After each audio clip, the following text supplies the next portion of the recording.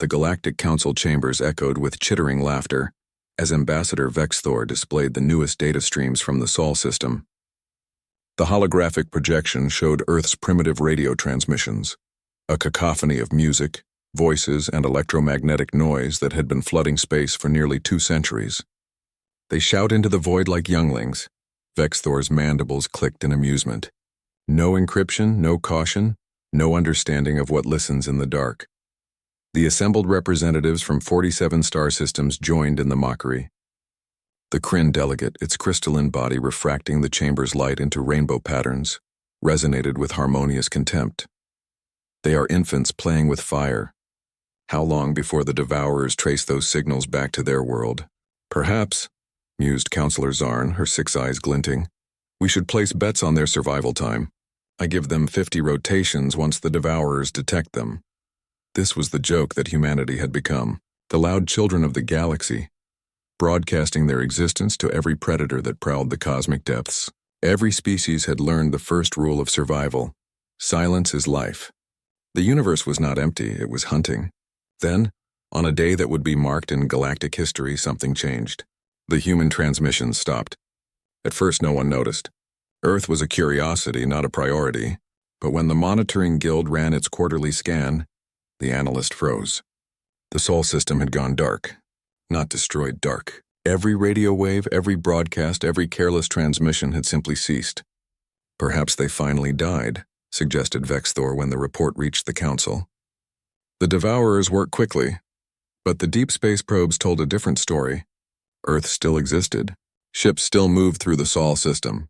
Humanity was alive. They had simply stopped screaming into the void. The Council found this disturbing rather than relieving. 12 cycles later, the first anomaly was detected. A Devourer hunting pack, 3 massive bioships that had ravaged 17 civilizations, vanished near the Orion Arm. Their last known trajectory pointed towards Sol. Good riddance to the humans.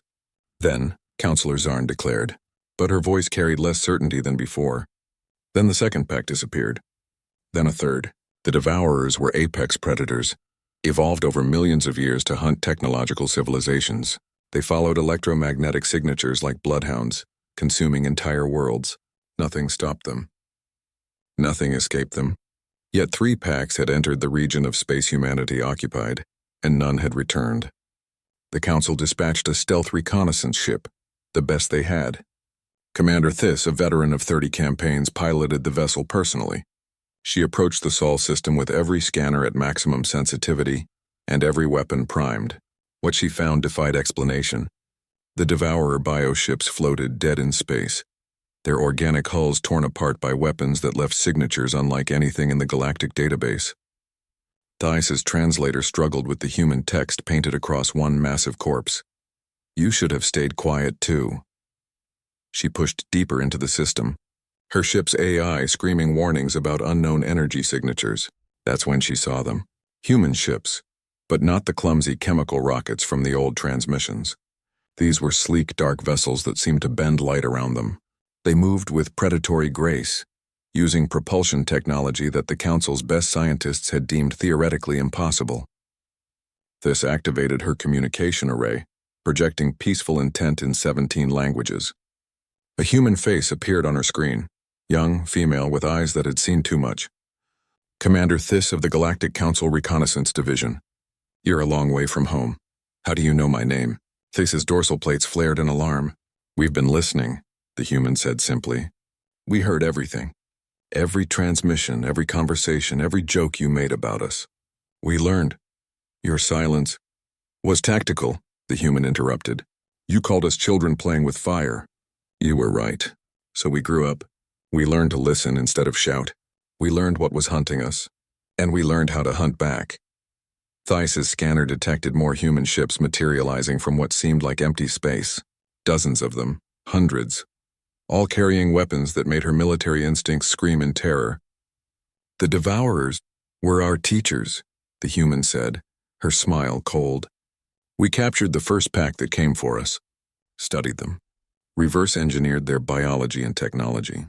Then we went hunting. Every pack in this sector of the galaxy has been eliminated.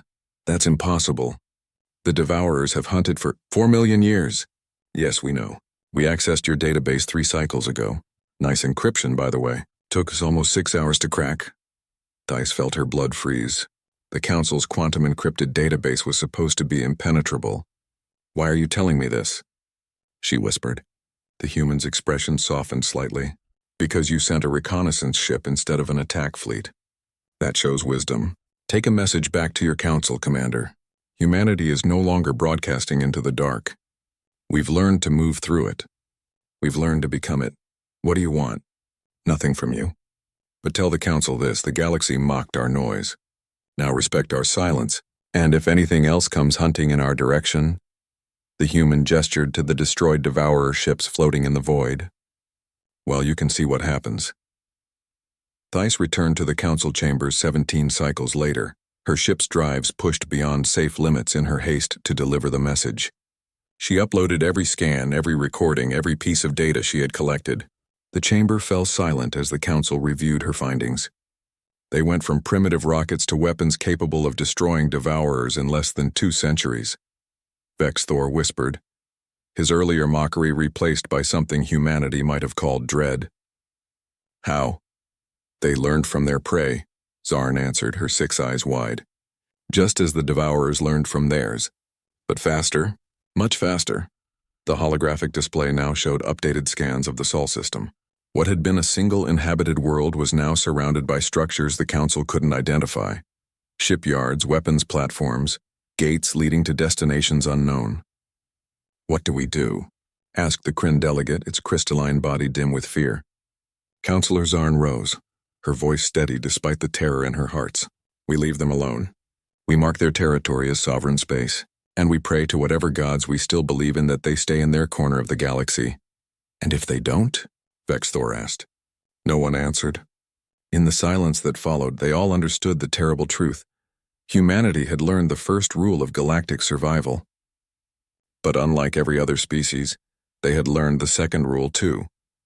Silence is life, but predators who master silence can hunt anything. The galaxy had mocked humanity's noise. Now in the dark between the stars, the hunters had become the hunted, and humanity was no longer shouting. They were watching. They were waiting, and they were hungry.